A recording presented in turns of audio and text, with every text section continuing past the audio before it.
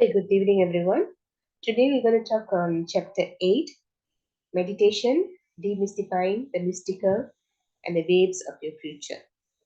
So, in this chapter, he's talking more on brain waves. So, the part one, I've actually put this in two parts because it was too many pages. So, the first page he talks about brain waves, and second part we'll be talking about meditation. So, questions on brain waves, how the brain works. So let me ask the first question. I hope everyone has gone through the questions. Okay, question number one. What steps do you normally take when you get serious about doing something? Deep, would you like to try this question? Try. Okay. Yeah, here it's written down. Here it's written down. Separate yourself from your external world long enough to think about what to do and what not to do. And then you start becoming aware of the many aspects of our old self and begin to plan a course of action related to our new self. But prior to reading, I was trying to answer it with my own answer. It was like, we observe what we are doing first, then we change.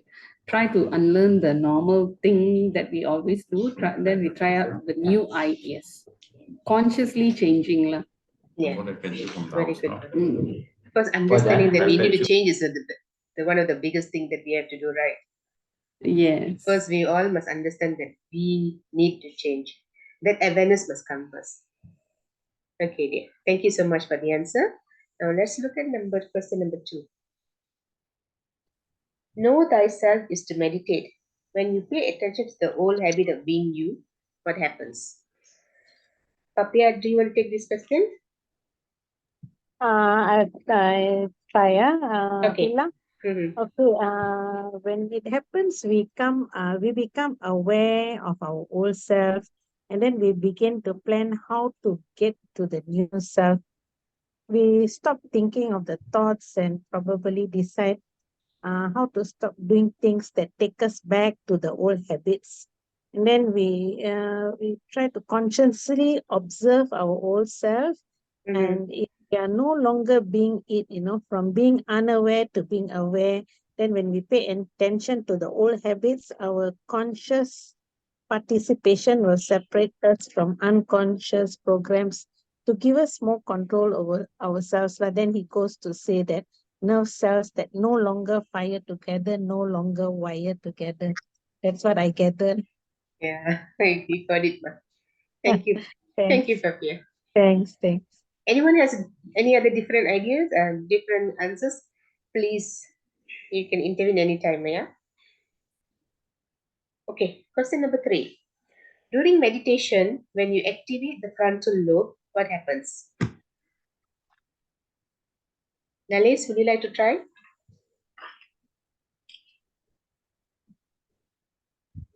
Okay, Dila, I think I better pass because I'm not. I read this, but I don't really understand, so I'm not sure on the meaning of this. Okay. Okay, If Nalis. you could Thank you. explain, then it will be good, lah. Okay, Monaji, you want to try this? I can try, Aga, but I'm not sure whether this is what my understanding is correct. Okay, ma. See, the frontal lobe, like, okay, frontal lobe, and then I referred what is frontal lobe in chapter 5, which is the domain of creation and change. So, firstly, I think we need to have the self-awareness, observe our old self and how we think, act, feel, and become very familiar with all our unwanted states of mind and being. Then once we do, then we can create a new way of thinking, new mind, think about doing uh, things differently, in a thinking in a more in a better version of ourselves, in a more elevated way that we want to see ourselves to be lah. So that's my understanding. Yeah, already there, ma. So all this happens during our meditation, yeah. So that's why we keep on emphasizing meditation is a must. Yeah. To all those newcomers, yeah, we always believe that meditation is one of the is the way to change ourselves. If you want to see any changes in ourselves, we have to start meditating. Okay, we have Shema. Welcome, Shema. Hi, sorry, I overlooked the You, time. you just listen in today and see how it goes, and then you can Okay, participate next time, okay? thanks, sure. Okay, now let's look at question number 4. Tibetan meaning for meditation is cultivation. What does it mean? And the impact on all habits. I think Deep, you can take this. I think I can do that. Oh, Kalia, you're there. Good. Come, Kalia. Okay. Here they are making reference to cultivate ourselves, means they are referring it to when we do agriculture, when we want to plant a new seed, we will like prepare the soil, bring out all the dirts, and then germinate it, and then give it a new. Attend to the wheat and all those things. Similar like that, when we are meditating also, we have to like remove all the old things that we have inside us, and then we have to lay the suitable foundation for us, for our mind to be able to meditate. Am I right? To be able to change. Yes. Okay, through meditation. Yes. Okay, thank you, Kalia. Thank you. Okay, now let's look at question number 5. Understanding the progression of brain waves changes during human development can help to demystify the process of how we experience meditation. So now we are going to look at brain waves development in children and brain waves development in adults. And the best person to answer this question will be Saras. Would you like to take this question? Yeah, I can try it. Thank you, Ma. So, brain waves, according to Dr. Dispenza, there are 1, 2, 3, 4, 5, 5 levels. Okay. So gamma is like when we are in our peak performance. That's the flight, fight, or fright. And then we have beta, which we are awake with normal alert consciousness, and then alpha, which we are relaxed, calm consciousness, and theta, which is the light sleep, and delta is deep sleep. But when those are the 5 levels of brain waves. But for children, so I'll start with children. So with children, when they are born, the only part which is active is the subconscious brain. We talked about this in the last chapter or the previous chapter, maybe, where it is, it's like the microprocessor of a computer. So the children, the subconscious brain, that is why they say everything that we say, or the parents actually get embedded in the subconscious mind. So like when we say, that it gets deep into them and they believe everything the parents say until almost like 7 years. That's what he says. So 7 to 12, the analytical mind, which is the conscious mind, it kicks in and they become reasoning. They start thinking, reasoning, analyzing, and all those things.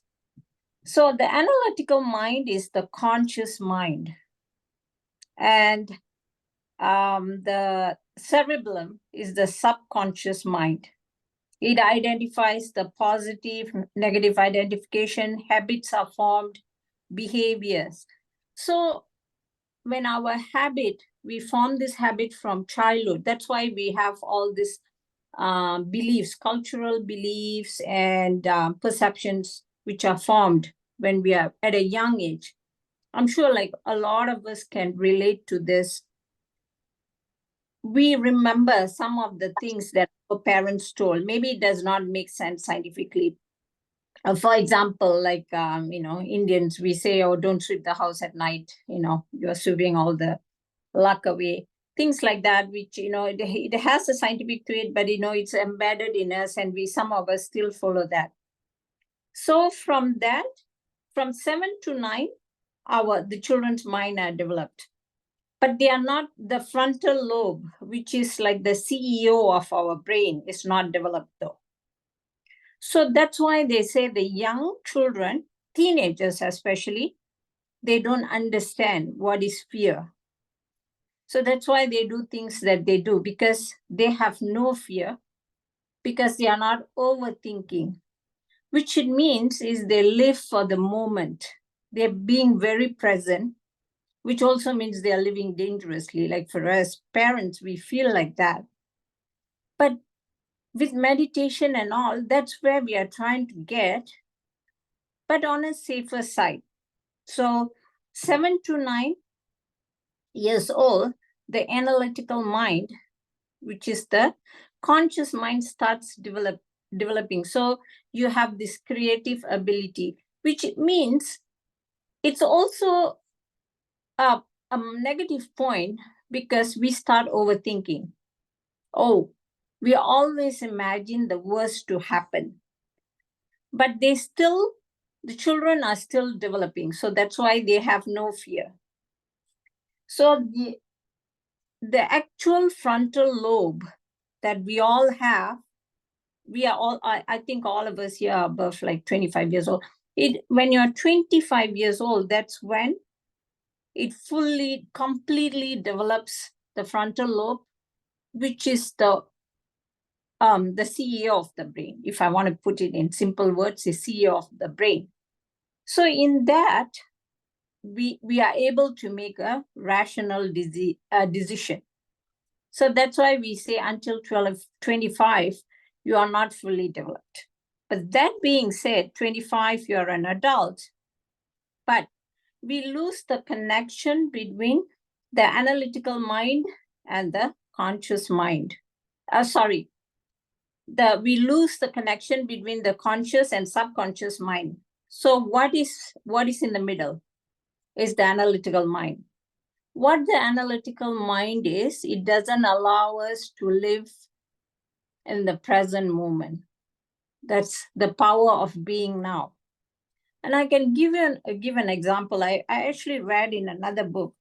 What happens is, like when we let's say we are driving, and when we pass, okay, we are on a highway, we see trees, we see other cars.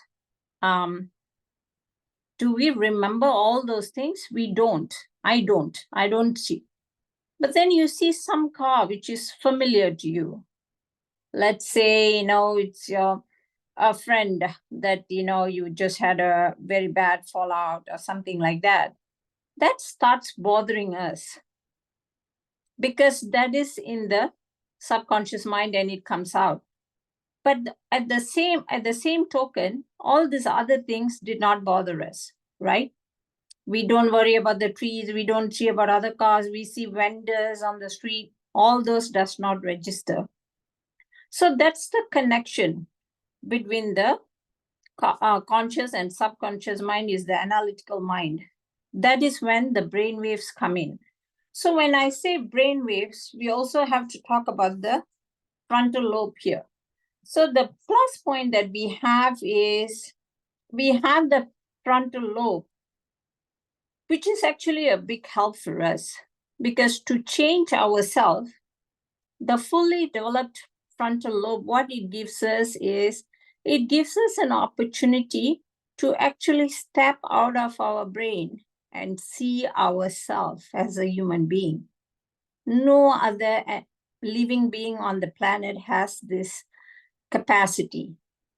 So we actually, he says this, Dr. Dispenza says this, he says, be the seer. So you step out of your frontal lobe and you see yourself. And that is the first step to change yourself. That's what he's saying. So how this is going to help in meditation is, like the first question he said, what you do, to the steps you take to change is to see yourself from outside. And this is proven, because let's say like athletes and dancers, what the coaches say is, watch the videos of you performing. So let's say there's a dancer, the teacher or the coach says, let's say it's a ballerina. So they say, watch yourself and correct yourself. We as human have that capability to step out and see ourselves to rectify what we are doing. So we can look at ourselves and say, do I want to be this person or not? So that is the connection between the brain waves that we have here. So that being said, there's a very good he has like broken down like the brain waves, right? So he says meditate in the morning, which is we are in the alpha mode. The brain waves is in the alpha mode. You are relaxed, but you are very calm. But then he's saying he says like meditate at like 4:30 because you are in theta, which is light sleep mode. So you are awake, but the body, which should be the servant, but we treat the body as the master and the brain is the servant.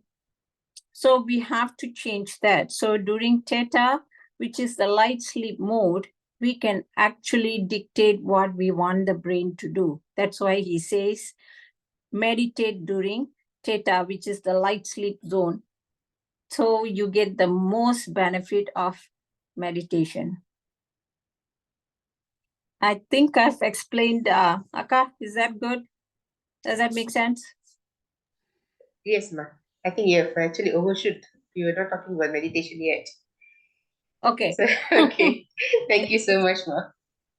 Yeah. Okay. I just want to add on, yeah, regarding the theta light sleep mode. And I think if you want to do any kind of changes, and the first thing is to tell your mind that you have to reprogram the mind. So during this time, what you can do is sleep. I think we have talked about sleep hypnosis. That means, when you are going to sleep, before you go to sleep, you just put some earphone and listen some kind of programming. So let's say affirmations about health or wealth, abundance, whatever affirmations. If you do that, you can actually program your mind. I think we have discussed this in some other classes. I just want to emphasize that because it has something to do with our theta brain. Another one is about children. The children, when they are at this stage, what stage was it, Amma? Was it? Let me look at it again. The children, there was a stage, I don't, if anybody can remember, just let me know. It's a time that they are connected to the past life, subconscious memories, That means they can remember their past lives.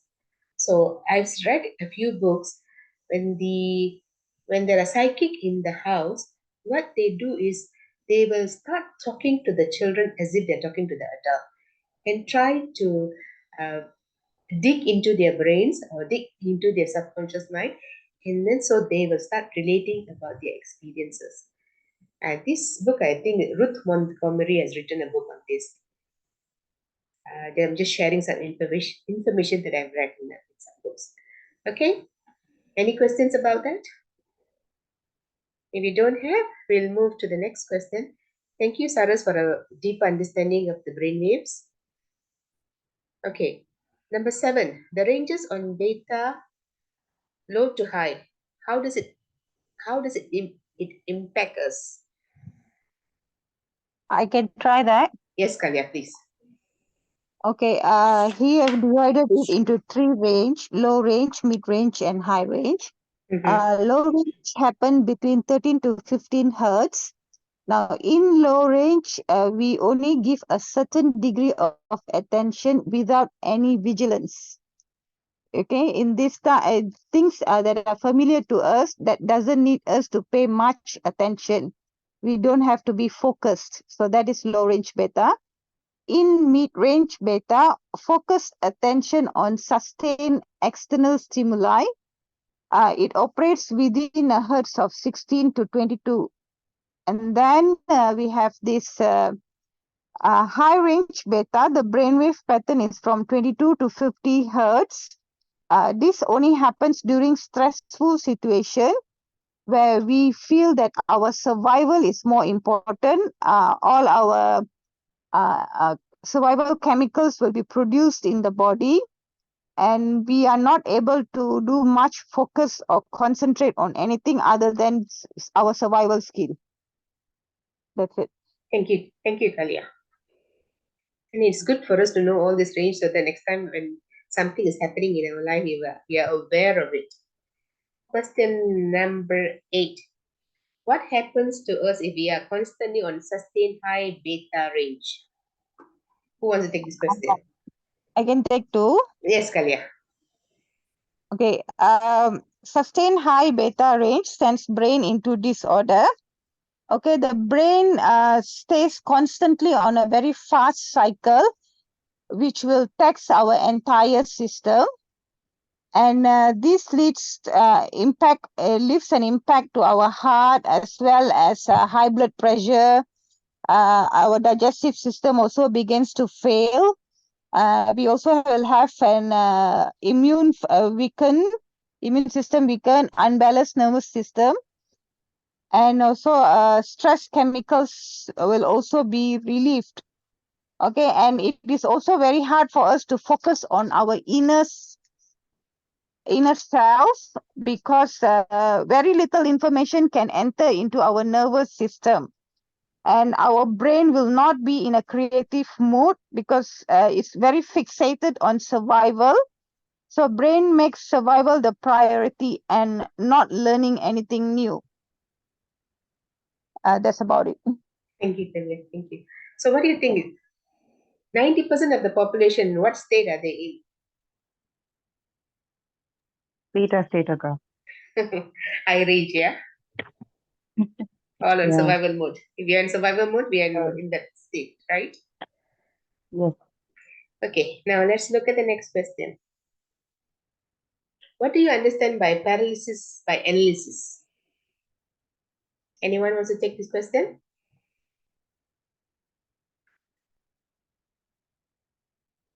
Apia?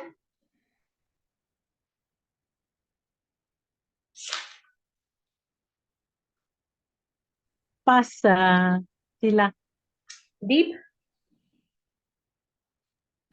I so pass because I read few times. I cannot understand actually. Okay, if we can't understand, we must call upon 2 people only here. Mona and Mohan. Mona and Saras. Who will volunteer?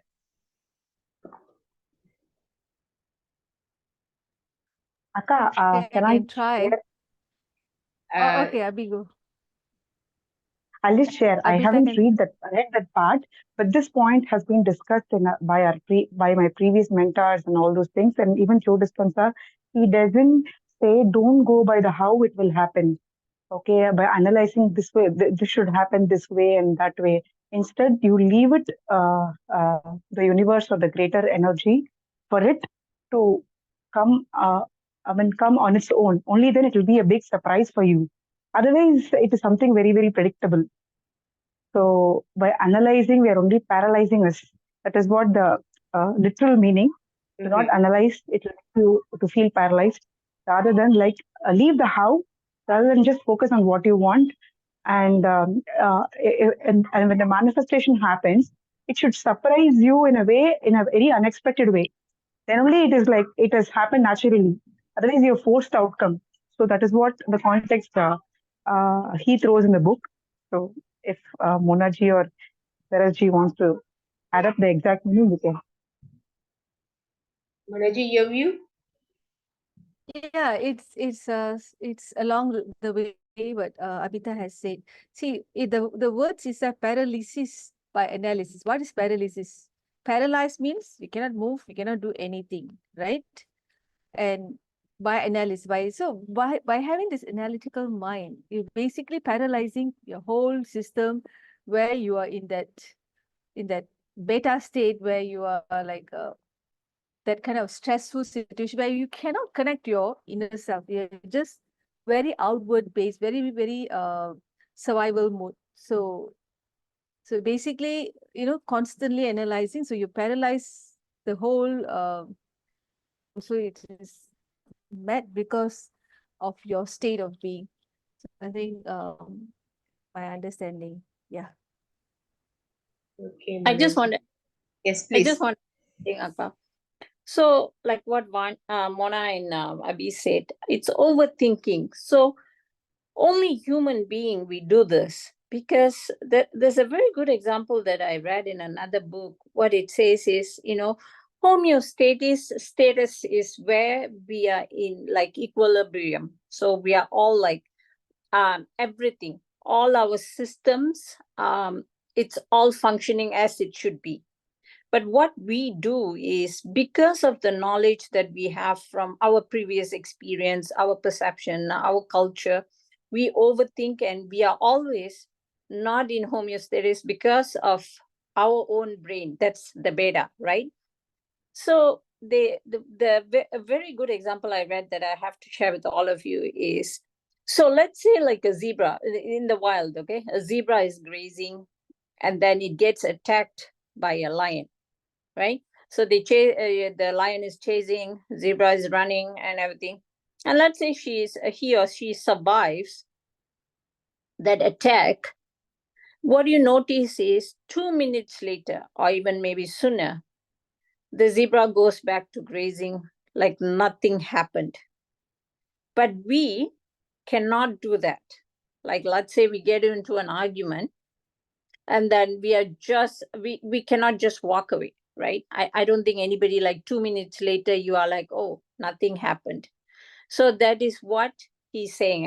Joe Dispenza is saying, live for the moment, let it go. Let it go. Don't overthink. Don't overanalyze things. When you overanalyze, what we are doing is we are causing the brain to do what it's supposed to do, which is like letting go. So we have all these pent up emotions because we don't want to let it go.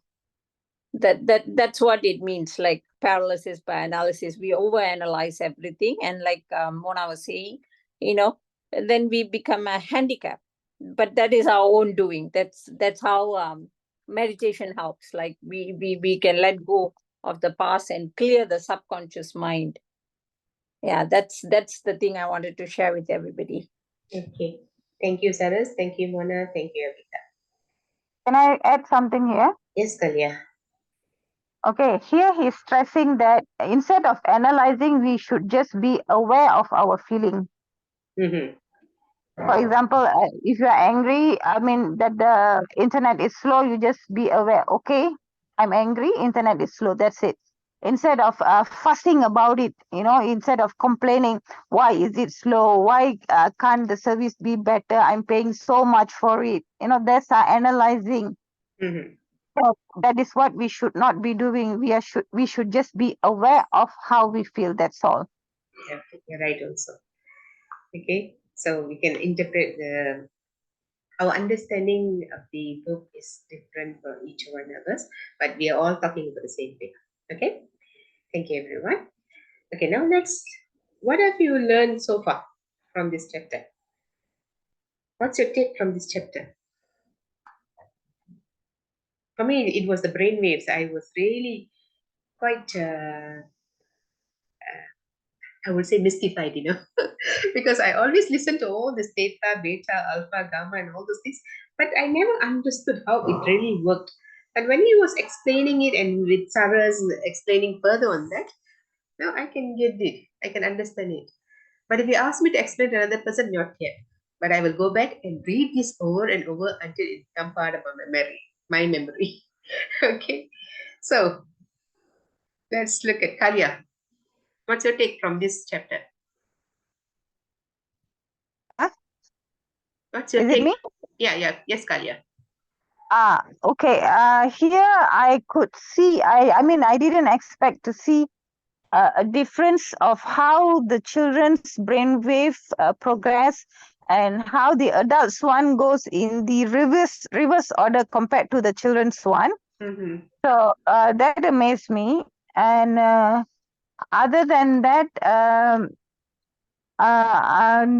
knowing that there are few patterns here, I mean, this alpha gamma, I've only heard in YouTube often about theta states and this. Yeah. Now I get to know where it is and how to tap on it and which stage is good for our development. Okay, Kalia. Thank you, Kalia. Papia. Can I share, Akka? Yes, Abida. Sure. For me, the biggest thing was being in that survival mode when we are in beta. In fact, I now realize that so many years I've been in survival mode, being in constant stress, going into the past, going into the guilt mode. Even now, sometimes I go, but I understand that something is going on and I like try to overcome it. But that is a big thing I have learned from this chapter, that being in survival mode. So whenever I am like not just a day, sometimes when I know, sometimes it goes for a week. So I know I'm in a survival mode. I have to come out. It is all lower emotions I'm going through. But now I'm able to understand the program is running rather than like beating myself. Oh, I am this, recognizing that I am that. Now I understand the program is running. I am not that, but the program is there in me, which is sometimes taking over me, taking control of me. So that awareness has come. Thank you. Thank you for sharing, Amita. Thank you. Papia? For me, Sheila, it's just like you, I was very fascinated with the brain waves, because sometimes when I hear the YouTube on his meditation, he goes all this beta, alpha, theta, and then I'm wondering how actually, sometimes it's difficult to follow, but this chapter really have a very good understanding, on all these waves, and because of these waves and how our cells will fire and change all our cells and also that paralysis by analysis. I think I'm also like that, no, and analyze analyze too much.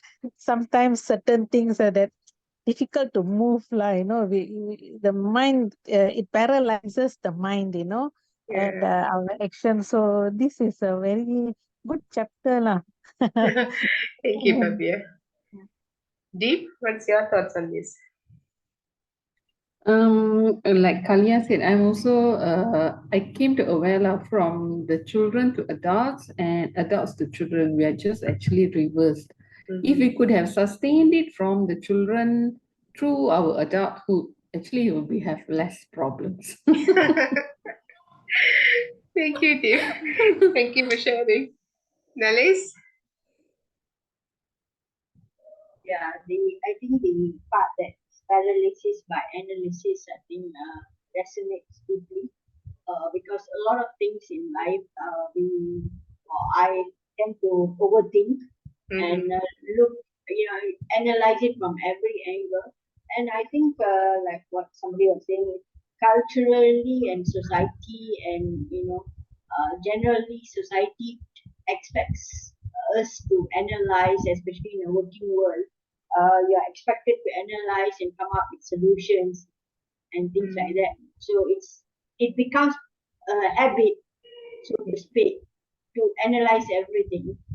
So to unlearn, from my take on this chapter, is we have to unlearn the analysis part of the brain, to unlearn and take it as it is. Thank you, Nalis. Thank you for sharing. Okay. Monaji?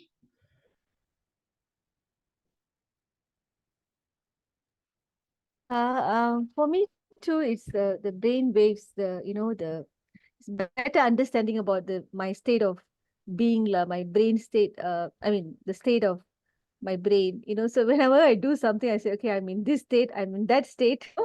Even during meditation, I do that.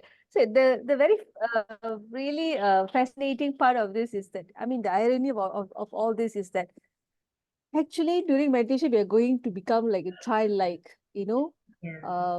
that was that is something is like really how shall I say, it's a take home for me lah. And also the paralysis by analysis and the survival mode and all this, a lot of information in this is that we take it for granted that we know, but when actually we discuss, we read and all that, we read and discuss, understanding is way better. So it's a good topic lah. Thanks, Manoj. Thanks. Saras, Hmm. I must thank you. I must thank you for the clear explanation of all the waves. Oh, thank you, Akka. Well, I have to say thank you to you to suggesting this book. It's an amazing book. I don't think I would have read this much if it's not for the book club which you started. I have to thank you and everyone here. Same here, and thank everyone also. Sorry for interruption. Go ahead, Saras. That's okay. What I feel, like everyone is saying, especially Mona was saying, you know, this is an eye-opening, this book. For me, it's very important for me. This is a personal thing. It has to have some concrete evidence that all these things happens. So in this book, that was a big thing for me. That's a big take home for me, is that this is scientifically proven, and I been meditating and I know this happens. So that's a big, huge thing. So what this book does, and all the other books too, and all the meditation session it does, is it helps me erase the record of my past, which I really don't want, and tap into my subconscious mind, and helps me map the future that I want. So that's my take on this book. And being present, like I think somebody was saying, you know, letting go, being aware. Yeah, we have all these emotions, anger, sadness, grief. I think you and I, we were talking about. So all there, being aware and address it. If you're upset with someone, angry with someone, you don't have to react, but respond in a very calm manner. And you know, if they want to change or not, that is their way. But just be aware, let them know, and then you move on. So it's not like, oh, I'm angry with you, I'm not going to address this, I sweep it under the rug. That's I don't think that's a healthy way either. And then I map my future, what I want. That's the take I have, like up to now, the 8 chapters that we have done. Thank you, Saras. Thank you for sharing. Sure. Okay. Thank you. Abhitaji, I just want to mention that I think some of the pointers came from the book Evolve Your Brain, right? Saras? What, Akka? Sorry, Akka. Some of your pointers came from the book Evolve Your Brain. Evolve Your Brain? Yeah. There was some one or two pointers that I got. Yes. Which was not in his book. Actually, Evolve Your Brain is his first book, Akka. I think first book, mostly it is his first book. Yes. And after that, people wanted, like, they couldn't understand. It was more like a scientific thing. So they asked him, can you break it down even more simpler so that we will be able to implement on ourselves? Then he, very good. Then he again started writing easier versions so that people can understand and implement on their own. I read about it somewhere. I think it's the introduction, right? Yes, Akka. Yes. Okay. Thanks for sharing, Abhita. Saras, you were saying something? Yes, Akka. His first book is Evolve Your Brain, which actually goes in detail, like all this, the brain waves and everything, which can be very intimidating if you don't understand. But the gist of it is, you know, what he's saying is, like when he talks about like the gamma, beta, you know, beta is like when you're quiet and all, is like everybody feels that. It's just that scientific terms can be very intimidating for some people if you don't understand that. But you know, you don't really need to do that to be to map your future or to meditate and all. It's amazing that but you know, I think what has happened was, when he wrote the book Evolve Your Brain, it made a lot of sense for like somebody who can connect it scientifically.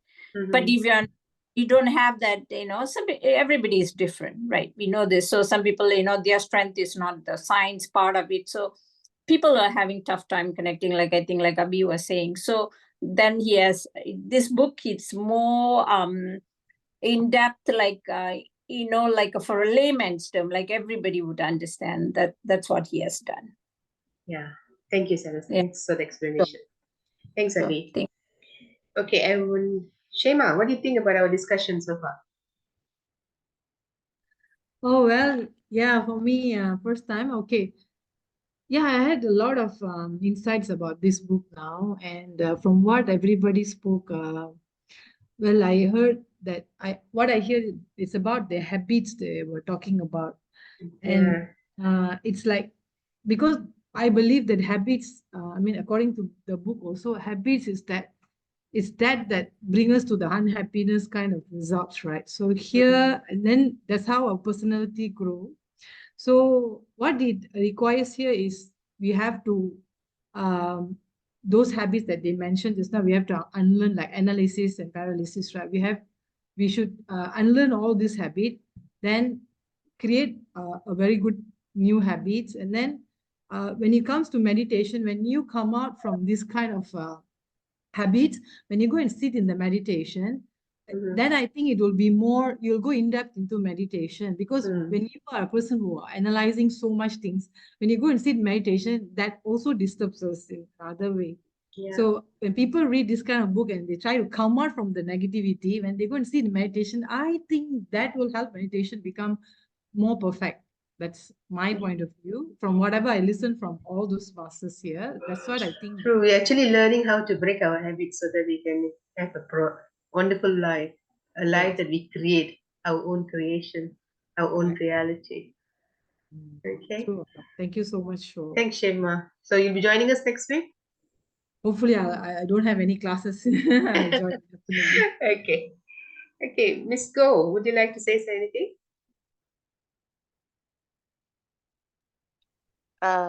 Good evening, Good Tila. evening. Yeah, hi. Oh, not for today. Still warming up No, because you I'm first you time. understood. You understood what you were talking about? Not really. Okay, you need to read the book. But I would like to know what is the title of the book and where can I get it? Okay, you PM me, I'll send you the PDF to you. Oh, okay, can. That's Okay. nice. Okay. Thank you. Thank you, girl. Take care. Okay, everyone. Thank you so much for joining me today. And with this, I will end the session. Thank you, Akka. Thank you, Thank you, everyone. Good Sheila.